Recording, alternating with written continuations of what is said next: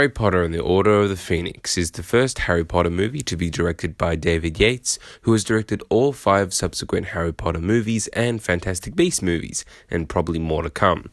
Harry's 5th year at Hogwarts is probably his most challenging internal struggle, with the wizarding world largely turning their noses at him over his claims of Voldemort returning. He knows the truth, his friends are with him, and they band together, the students, to fight for their school against the scrutinizing new threat of Dolores Umbridge, played by Imelda Staunton. Order of the Phoenix has, I think, some of the weirdest elements of all the movies. It's the longest book at 766 pages, turned into the shortest movie, 2 hours and 18 minutes. I loved it the most as a kid, but it's been called the worst one by many people I know. It was directed by someone who never made a feature film before, and was written by Michael Goldenberg, the only Harry Potter movie not to be written by Steve Kloves.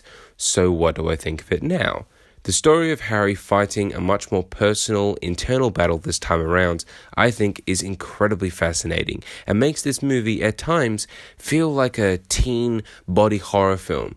It's very similar to what Prisoner of Azkaban was trying to achieve with Harry's character, making him much more isolated. Here, it's coming from internally. It's coming from him not feeling like he has any strength left. He is trying to face his destiny, and it actually does become destiny here, of fighting Voldemort, but nearly everyone is turning their backs on him, even Dumbledore. His conflict is probably his most painful one in the entire series, which I can understand if that turns people off. You want to be on Harry's side in his battles against evil, but his behavior and emotional compromises in Order of the Phoenix make this difficult.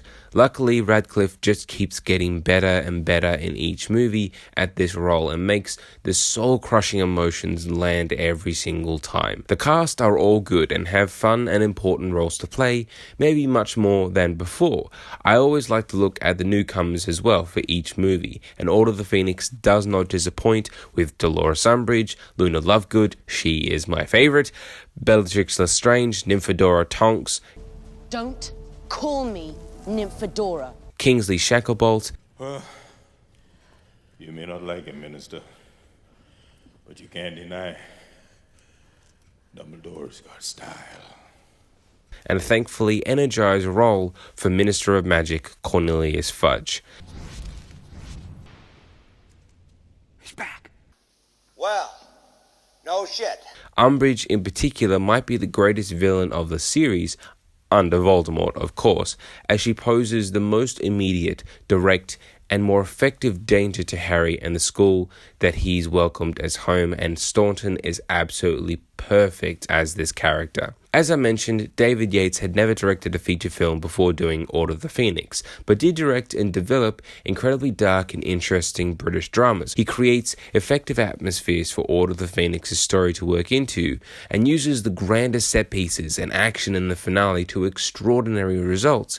But I find his style to be more workmanlike here, as opposed to what he accomplishes later on with other movies. Sometimes the movie is merely replicating the styles of Cuarón and Newell with their respective Harry Potter films. Sometimes the tone between scenes fluctuates wildly, and essentially the first 20 minutes is kind of pointless besides introducing Umbridge, the Ministry of Magic on screen, and the Ministry's skepticism of Harry. Harry Potter. Serious. Yates does make up for a more unfocused direction of the film by continuing on the 2 consistently fantastic parts of Harry Potter movies, cinematography and music. Nicholas Hooper, who was David Yates's primary composer for the shows that he created and helped to develop, doesn't have the wildly different qualities of Patrick Doyle's score, nor the immediate recognition of John Williams' music, but works well in giving the right mood to particular scenes, and that's just fine. Slawomir Idziak's cinematography, on the other hand, is absolutely fantastic, giving Order of the Phoenix its own unique look with incredibly rich colors, whether they be warm or incredibly cold and almost unfeeling, but you still are involved in what is going on screen, incredible lighting, and great use of the brand new settings. It's very reminiscent to me of his work with Krzysztof Kieslowski and the Three Colors Blue film. That movie looks absolutely amazing. It's very, very similar to the look he achieved here for Order of the Phoenix. Harry Potter and the Order of the Phoenix can almost feel too silly and jumbled at times, particularly the Grawp subplot, the first 20 minutes, as I mentioned before. A lot of the montages just feel like shortcuts around larger parts of the book, which is kind of creative, I guess. This movie shares the flaw of Goblet of Fire in that converting a huge book to one movie leaves in some odd moments and confused threads. Still, there is a strong emotional core to this film, one which will really define Yates' direction of the series, and anchored here by the beautiful and tragic performance that Gary Oldman gives as Sirius Black and Sirius's connection to Harry. It breaks my heart every single time, more than 10 years since this movie came out. Harry Potter and the Order of the Phoenix is some people's least favorite film in the series, as I said before. While I can understand that in some areas, I find that the film has some of the most affecting parts of the entire series. Great performances, cinematography, music, and production design, as well as absolutely insane final action between Voldemort and Dumbledore. Seriously, just that scene every damn time is speechless.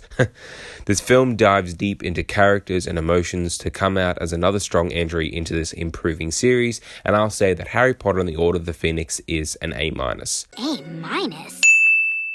That must be a mistake. So Harry Potter and the Order of the Phoenix, have you seen it? What do you think about it? What do you think about this review? Let me know in the comments below, and if you want more Mr. Movies, click my channel link coming up in the center of the screen right now, and thanks for watching.